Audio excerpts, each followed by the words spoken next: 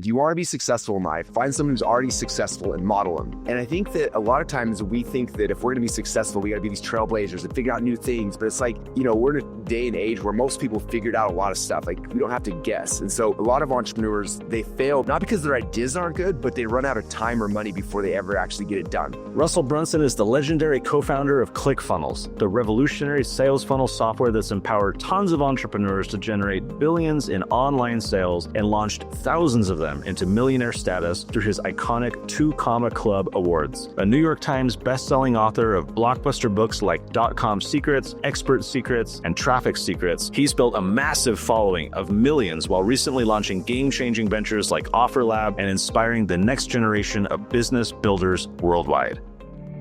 Welcome to How I Started, the podcast where we share the real stories behind remarkable entrepreneurs and the companies they've built. I'm Connor Boyack, your host and president of the Children's Entrepreneur Market, where we help kids ages 5 to 17 launch their very first business. In each episode, we'll explore how great ideas grow into lasting success, what lessons shape those journeys, and how mentorship builds the next generation of entrepreneurs. Whether you're just starting out, scaling up, or looking to inspire others, you're in the right place. Let's explore the stories that prove every great venture begins with a single step. Hey, Russell, thanks for joining us on the program. I'm excited to chat with you. Yeah, man, great to see you and excited to be here. You are the entrepreneur's entrepreneur. You're not only an entrepreneur yourself, you've sprung up and supported many other entrepreneurs. You've written books supporting entrepreneurs, but you've got some fun stories about your early days, about how you got started. So before we dig into any advice you have or topics you want to share and talk about, I want you to reminisce for just a moment. Tell me your earliest entrepreneurial venture. How old were you? What was it? And why did you start doing it? Has this kind of just been in your blood, or what led you to try and become an entrepreneur? Yeah, I do think it was in my blood. I don't think I knew it was at first. My dad was very entrepreneurial, so I saw him. He had his day job selling insurance, but on the side, he was always hustling and doing things. And I used to listen to him, talking to his friends about stuff. And I was like, oh, this is so cool to kind of listen in, my dad's entrepreneurial conversations. And then, one night I remember my parents have a routine they follow every night. Like, they watch the news at 10 o'clock and then they would watch MASH after 10 o'clock. And, they had this process they would always follow, and usually made me go to bed before the news started. And for some reason, I think my mom had gone to bed early that night or something, but my dad was watching the news. I was with him. I was like, this is cool. I think I was 12 years old at the time. So I'm hanging out with my dad, watching the news, and he was working on his laptop or whatever, doing some work, and news got done. And then MASH started and he didn't tell me to go to bed. I was like, this is so cool. Maybe I'm my dad. And so we watched MASH together. Then MASH ended. What happened next, I'd never seen before, but all of a sudden this thing popped up called an infomercial pops up. And it's basically like a 30-minute commercial, of someone selling something. And it was this guy. He was this charismatic guy. He was very excited. He was on a beach walking around talking. And his name was Don Lepre. And he was selling a course on how to do classified ads. And I don't remember the whole thing, but I do remember like the feeling it gave me. He was talking about, he was like, yeah, I started a business. And he's like, I created this information product and I put an ad in a classified, back in the day, it used to be classified newspapers everywhere, right? He's like, I bought an ad. He says, I can't remember how much, he spent $30 on this ad. And he's like, and I sold $60 worth of stuff. I made $30 in profit. And he was like, I was so excited. I was telling my friends, my family members, I made, and they're like, whoop-de-doo, you made $30. He's like, but what I knew is, he's like, I placed that ad in one newspaper. He's like, so I took that same ad, and over the next couple months, I rolled it across 1,000 newspapers. And each newspaper, I was making about $30 a week or a month or whatever it was. He was like, so I made $30,000 by taking this classified ad and running it across a whole bunch of things. And I remember, again, my 12-year-old Russell brain was like, that is insane. Like, it just made so much sense to me. I was like, yeah, you place an ad one place and you make a profit, place it in 100 places, you just increased your revenue by 100 times. And I couldn't sleep. I was freaking out. And I was looking at my dad. I'm like, Dad, are you paying attention to what's talking about? This is, and when it got done, they had a phone number. I called this number to buy this kit. It was like $40 to buy this kit. I remember that would teach you how to place classified ads. And I'd also remember he had something that was like, if you call in the next 3 minutes, you're going to get these free reports. And I was like, Dad, we got to call in quick. And he was like, no. And I remember I wrote down the phone number though, because I was like, I have to buy this kit. And so it got done and we didn't buy it. And I asked my dad, I was like, I want to buy that. And he's like, well, if you want to buy that, you have to earn the money. Like, I'm not going to give you $40. And so the next day I woke up and I was like, how do I earn $40? And he's like, well, I need you to mow the home lawn. I can pay you for that. You got to mow the office lawn. You got to do these chores. And so for the next month and a half, he had me doing all these chores where I was trying to earn. And this is $40 like in 1990. So it's back before inflation was as bad as it is today. Yeah, it was a lot more for me. It took me a month and a half to earn $40 as a kid, but I finally earned it all, and I had the money. And then I was like, hey, I want to call this 1-800 number. But I was like, but Dad, we have to call like during the commercial, otherwise I don't get the free bonuses. Like I thought, like. And so he let me stay up. And so the next 2 or 3 nights in a row, we stayed up trying to wait for that infomercial. And the first night it didn't come on. Next night it didn't come on. Like the third night, the infomercial came back on. And I was so excited. And I waited till they had the 1-800 number. I grabbed the phone. And I called it, during the time where I got the free bonuses. And my dad gave me his credit card. I put in the numbers and I ordered this kit. And I remember for the next 2 weeks being so excited, waiting to get it in the mail. And then it showed up. There's all these booklets teaching how to make money, basically creating your own information product and then selling it through classified ads. And that I feel like that moment is what ruined me forever. I was just like, all I want to do with my life is I want to create information products and sell them through ads. Like that's how it was. But the problem is, as a 12-year-old kid back then, like there was not a free way to buy ads. Like you had to go buy an ad in a classified newsletter, things like that. And I couldn't afford that. I didn't have the money for that. But it was like I was thinking about it. I was trying to figure out how to do it. The next step in my thing is I was at the grocery store with my mom. And I remember we walked past the magazine aisle and there's this magazine called Small Business Opportunity Magazine. It had like 101 ways to make money or whatever. And so I begged my mom to buy that magazine for me. So she did. I took it home and I read it. And every single page in the magazine, there was an ad for some way to make money. Like one was like, if you've ever been to a fair, they have those like little tiny donuts.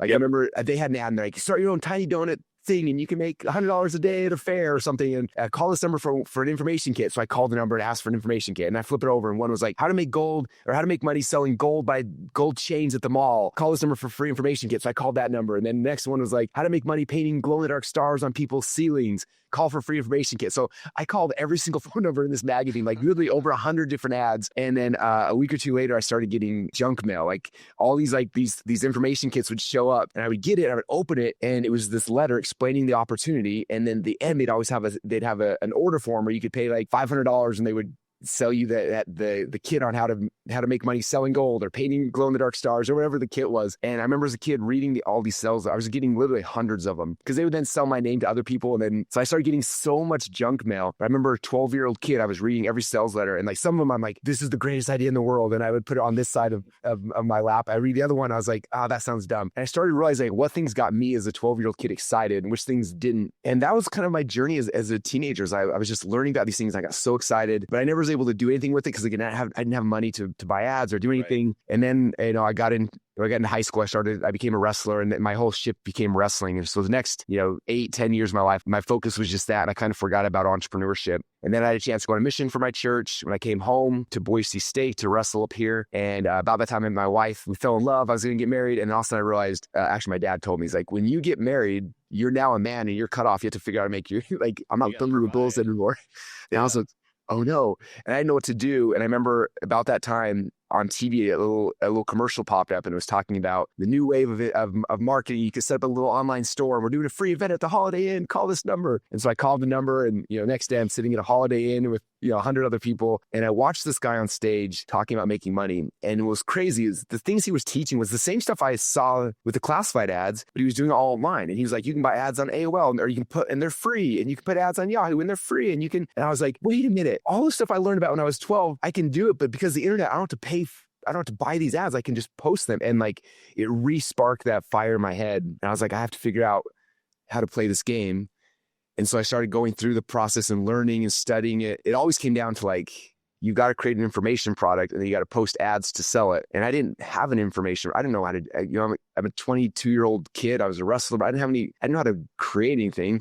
And I just didn't know, like, what would I actually create? And about that time, my wife and I had gotten married, and it was spring break. All my friends had left town because of spring break, but I was married. My wife was, and there was one other kid on the wrestling team whose wife was also married. So we couldn't leave for spring break. We had to stay home because our wives were working, supporting us. And my buddy Nate, he was like, hey, do you want to go make potato guns this week while everyone's gone? And I was like, what's a potato gun? And he's like, it's this really cool thing where basically you take sprinkler pipe and you glue them together, and then you can like put a potato in it, and then you shoot the potato like 100 yards. And I was like, yeah, that sounds amazing. This is a truly Idaho product, right? Yes. Here in Idaho, we got potatoes everywhere. So it's like, we can shoot potato. Yeah. And so we spent the whole whole week I remember going to Google, like, how to make a potato gun. And there were people who had free plans online. So we got the plans, and then we went to Home Depot and we bought the pipes. And the whole week we spent building a whole bunch of potato guns. It was so much fun. And then our wives got off work that weekend. And so that weekend we drove out to the middle of nowhere. We brought a bunch of potatoes and we spent all weekend shooting potatoes. And we had the greatest time. It was so much fun. And then, weekend was done and school started back up on Monday. And I'm sitting back in my class at school and I'm like, what could I sell? I want to create an information product. I don't know how to do anything. And then I was like, wait a minute. I was like, this weekend, I Googled how to make a potato gun and I got information. I did the thing and it was so fun. And I remember wondering, I was like, I wonder if anyone besides me was searching for how to make a potato gun. And there was a site, I'm sure you remember the site way back in the day. It's not around anymore, but it was called Overture. And you go to Overture and you type in a keyword and it will show you how many people were searching for that. So I went to Overture, typed in potato gun, and there were 18,000 people a month searching for potato gun, spud gun, how to make a potato ollie. And I was like, oh my gosh, this could be my big idea. This is going to be insane. And so I remember calling my friend Nate back up and I was like, hey, the one that I made the potato guns with, I was like, hey, I think I can make a product and sell and teaching people how to make potato guns. And he was like, you are so weird. I'm like, yeah, this is legitimate. And I was like, would you do it with me? And he's like, sure, whatever. And again, I'd never made a product before. I didn't know how it worked. This is before we had iPhones or video editing or anything. And so we didn't have a video camera. So we called one of our friends who had a video camera. Like, can I borrow your camera for a couple of days? It was just big. It was a big old camera. You had to put a big VHS in it. And so we borrowed the camera. And then first thing was like, well, how do we make a product? It's like, well, when we bought all the potato gun plans, we had to learn there's different ratios. Like you have to figure out the barrel to chamber ratio. You get the right ratio, it shoots further. So there's a math formula for that. And there's all these different things we learned. And so we wrote down, here's all the things you'd have to teach somebody about making potato gun. And here's the safety things so you don't shoot it in someone's face, Right. We just thought of all the different things. And then I remember, but we didn't have anywhere to film this either. So that weekend we snuck into college and we didn't break in, but we snuck into the classrooms, we walked in and the classroom, we had this big, huge whiteboard. And so we wrote all the formulas on the whiteboard, but then we set the camera so that you couldn't see the formulas. You just saw us in front of a whiteboard, but we could see all the formulas right off the whiteboard. And so we got up there all right, step number 1, make a potato gun. You have to make sure you have the right barrel to chamber volume, right? And then we drop pi r squared and we look like geniuses, but you're just popping it off of the board there's right here. And so we filmed the first thing of us just explaining how it worked. And then we're like, hey, now we're going to show you guys how to buy the pipes. And so we went to Home Depot and we brought the camera in. And this was the first mistake we made. We walk in and, Nate's filming me walking through Home Depot and walking to the pipes. And one of the guys comes up like, what are you guys doing? We're like, oh, we're making a video on how to make a potato gun. They quickly escorted us out of Home Depot and asked us not to come back.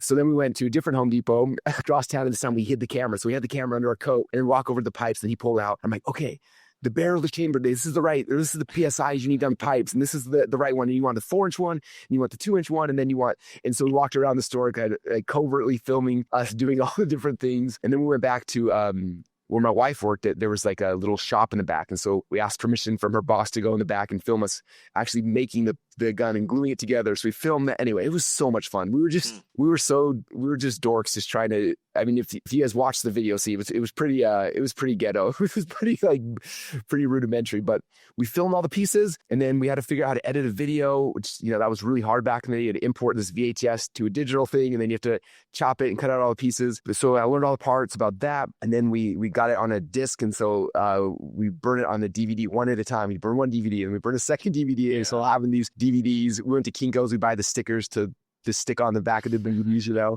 So then I was like, I have a product now. I could sell something. And I was like, well, next step is I have to buy an ad to do this, right? And I had to have a way for someone to buy it. And again, there were so many things we had to go through to learn it. Because back then it wasn't like you could set up a Shopify page or ClickFunnels page really easily. Right. Well, Russell, let me ask a clarifying question about that. A lot of the story that you're sharing is very early days, kind of early internet. There's not, AI, there's not even a lot of Google resources and help. So what was your feeling like now you're a young adult, but even back then you're, a teenager sifting through all these info products. Did you feel were you aware of that lack of support? Did you just feel like I can do this myself and I'll figure it out? Or what was that like to have to go it alone or not have a lot of support in trying to get this off the ground? Yeah, it was interesting because even internet, selling stuff on the internet was weird back then too. People thought every time I would tell people I'm trying to sell stuff on the internet, they're like, oh, is this a scam? What do you it wasn't adopted. It wasn't cool to be an entrepreneur back then. But also I felt like I was discovering something that nobody knew about. I was like, I can figure this out. like, this is going to, I saw other people doing it. So I knew it was possible because I saw other people that were selling software, selling info products, and they were making money. I remember there was this guy, he's still around today, Frank Kern, and he had a product teaching people how to train a dog or something.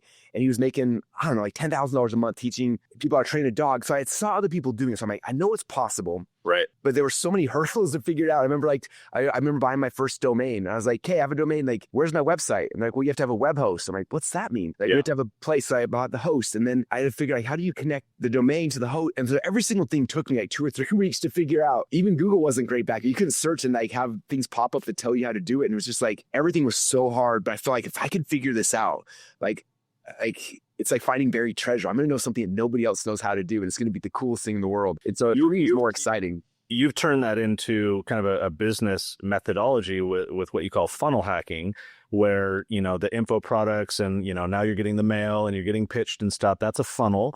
And you've done a lot of videos online. Anyone can look up and learn more from you about funnels. But you have this idea of funnel hacking where you can observe what Frank did to teach people how to do dogs. You can see the info products you're getting. Like you said, good letter in this stack, bad sales letter in this stack. And so talk about like, even with your own kids or the listeners of this podcast, how can they take that concept of funnel hacking to kind of reverse engineer, how other people have been successful with what they've done, whether it's a digital product or other. I love this idea of just, you don't have to go it alone. You don't have to start from scratch. You don't have to figure it all out and slug through it. There are other people doing it successfully. You can kind of observe and mimic, tweak, and then do it yourself. How do you see that idea of funnel hacking or reverse engineering applying to kids who are trying to like get their own thing off the ground? Yeah, 100%. It's funny.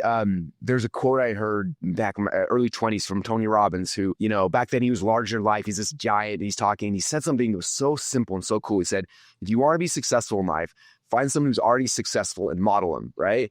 And I think that a lot of times we think that if we're going to be successful, we got to be these trailblazers and figure out new things. But it's like, we're in a day and age where most people figured out a lot of stuff. Like, we don't have to guess. And so a lot of entrepreneurs, they fail not because their ideas aren't good, but they run out of time or money before they ever actually get it done. And so for the idea of funnel hacking is like, well, who's already done this? Let me see what they're doing and then model it. So like we were saying with Frank Kern, like I saw Frank Kern, like his dog training page. So I was like, oh, he has a headline. He's got an image. He's got a digital picture of his, it looks like a physical product of his digital thing. And then he had the first paragraph was like a story. And then he transitioned to talk about the bullet points.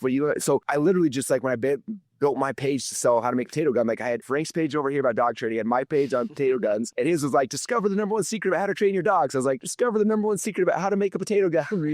And it's like, he told his story about dog training. So I told my story about potato guns. And so I was just looking at it, and I think this is the thing that people are confused, right? They think they're supposed to copy someone. It's not copying. Like, that's unethical. It's not okay. But modeling is different. Like, modeling is like you look at something that's good and you look at the structure and how they do things, and then you make your version of it. And so that's what I did. And so if you looked at my page versus Frank's, if you look at it just from like far away, you're like, these look like the same. But you get closer, it's like all the words are different. The design's different. It's my pictures, not his pictures. But it gave me something to start with. So I didn't spend 2 or 3 or 4 years like trying to figure out how to make this work.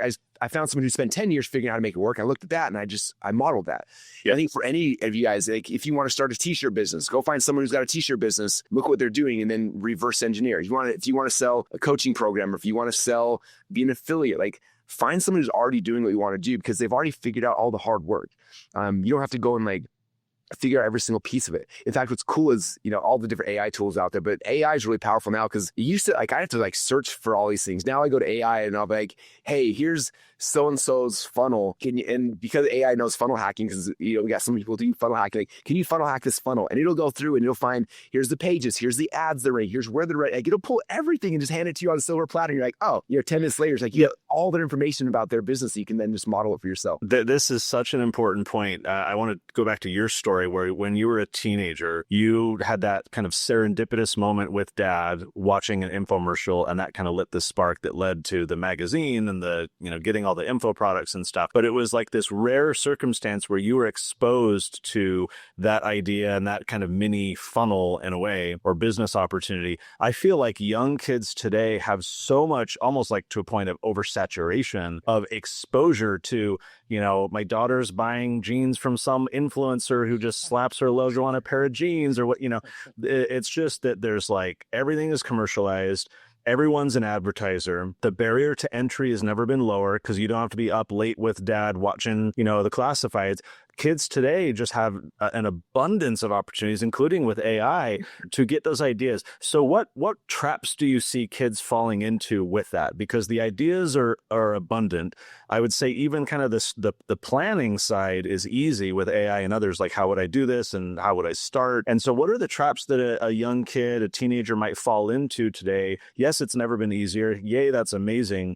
But as you think about your kids or kids more broadly, like what traps might they face despite that abundance of opportunity and ideas? Yeah, that's the problem is there's so many ideas. Like I get my son Aiden, who's, he's 15 years old right now. He's like that perfect age. And so he's on TikTok or Instagram and he's like, Dad, I want to do drop shipping. Dad, I want to do this. Like every day there's like 40 different ideas. And I think the biggest thing is just understanding there are a lot of ways to make money on the internet. And there's some that are better and there's some that are worse. Traditionally, the ones that people are going to be selling you the hardest are usually the ones that sound the easiest that probably aren't the best. Not that it's like a good example of this is all the really young entrepreneurs I know, like they all want to be drop shippers because drop shipping seems sexy. And it's like, this is so great. And in theory, yes, you can have success with drop shipping. It's really good. But the problem is like, because it's so easy, the barrier to entry, there's so many people doing it. And the reality of drop shipping, the margins are really, really small. So it's hard to make it work. But it's the sexiest sounding one. And so that's why you hear all these influencers like, just be a drop shipper. And so a lot of young people buy into that because it's like, it seems the easiest. A lot of times the thing that may seem the easiest also gives you the least upside for actually being successful. You know what I mean? Right.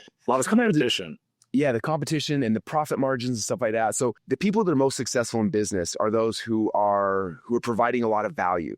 And so it's like, sometimes it's like, don't always go after the thing that seems the sexiest and the easiest because it's going to be the one that's the hardest and the least margin. Instead, it's like, what's the one that might be a little bit harder, and you're going to have to learn some stuff, but it creates more value for the people. So there's more revenue. You can make more money with it over the long term. It's going to last a lot longer. It's more unique. We're not competing against, 85,000 other kids who bought that same course on dropshipping last week, So with that competition that's out there, like if you had to start over today or with your, boy that you were talking about, for the kids out there listening, what should they be paying attention to? If Russell Brunson was having to start over with all the opportunity that exists today and you're a teenager, you don't have a lot of resources, what would get you excited? What would you be paying attention to? Yeah. Okay. So if this was me, understand like to launch your own business, there's a lot of skill sets you have to have. And so I launched my first business. I had to learn website design. I had to learn basic programming. I had to learn graphic design. I had to learn copywriting. I had to learn, how to drive traffic. Like there were, a dozen half skills I had to learn for me to get one business live.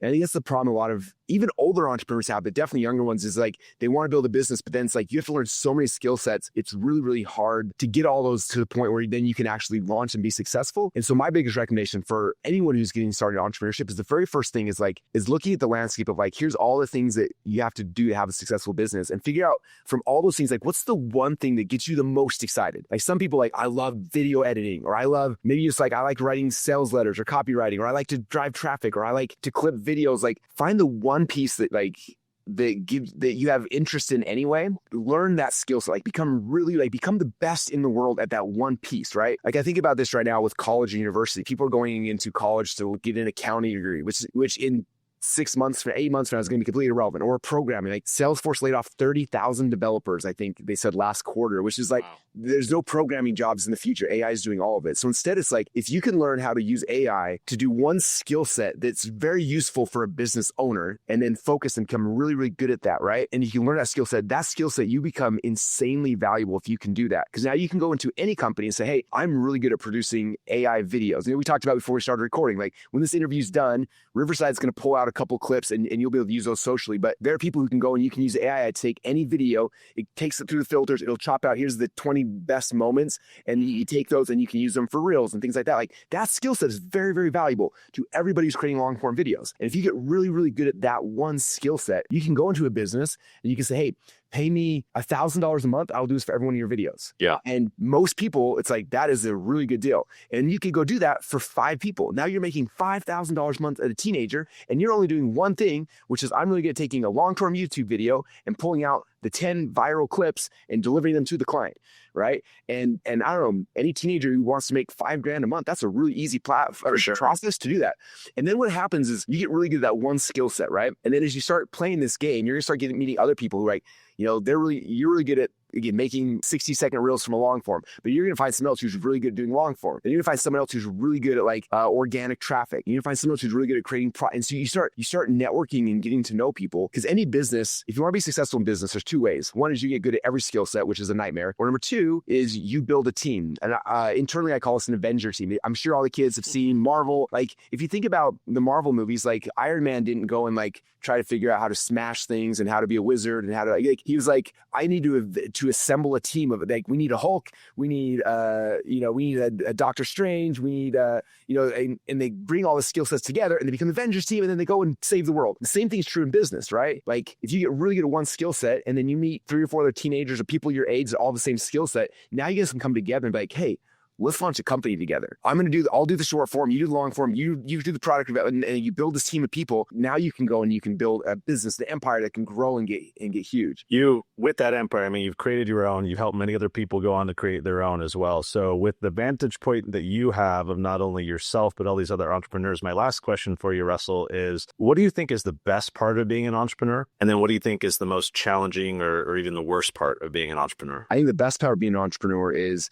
you're in charge of everything, right? Like you set your schedule, you figure out what you want to do, you figure out how hard you want to work, how less you want to work, how much money you want to make, how much like control and freedom that makes your life really cool. You can work wherever you want in the world. Like I was in Japan last week and I was able to be in Japan and working from there. And so it gives you that structure, that freedom that's really, really, it's exciting. It's fun, especially for any kid who's like, I don't want to sit in a desk job 9 to 5 for the rest of my life. That's the powerful thing. The hard thing that people don't think about is, when you have a job and you're working for someone, you have a boss who's in charge of you. When you're an entrepreneur, you don't have a boss that's in charge of you, but you have customers who you sold stuff to who are in charge of you. And so it's also the same thing where like you do have responsibility, but it's not to a boss ahead of you, it's to customers below you. And so just understanding like that can be hard too. It's like yesterday I did an 8-hour event in here because I promised my customers I was going to do it. And I was jet lagged. I hadn't slept in 3 days and I had to perform because my bosses, my customers, they had signed up for this thing. They paid me for it and I had to do it. And I couldn't call in sick. You can't call in sick. Yeah. And so this kind of double-edged sword, but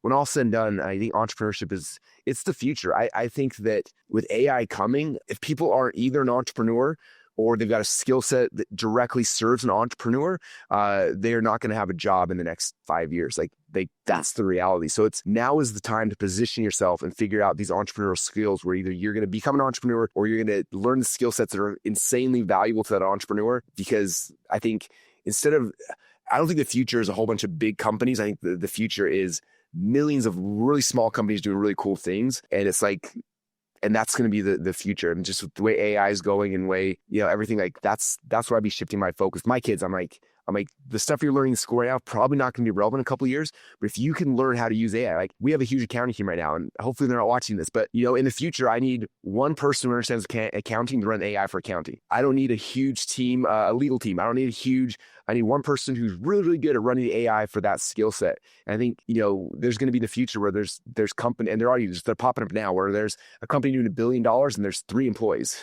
One person running the AI for this thing. That's it. Yeah. So I think the better you can get at like learning how to use AI for a very specific skill set that's valuable, that's the future. That's the only thing that's going to matter in the next couple of years. Well, and the world is changing very quickly. So what I like about what you're saying is entrepreneurs adapt. They see opportunity, they pivot, they change. And so for the kids listening, right, developing resilience and being willing to be flexible because the world is changing quicker than it was when you were watching Classifieds after MASH with your dad. It's going very fast. You've shared a lot of wise words. Russell Brunson, entrepreneur extraordinaire, thanks for joining us on How I Started. Yeah, thanks, Connor, for having me. I appreciate you.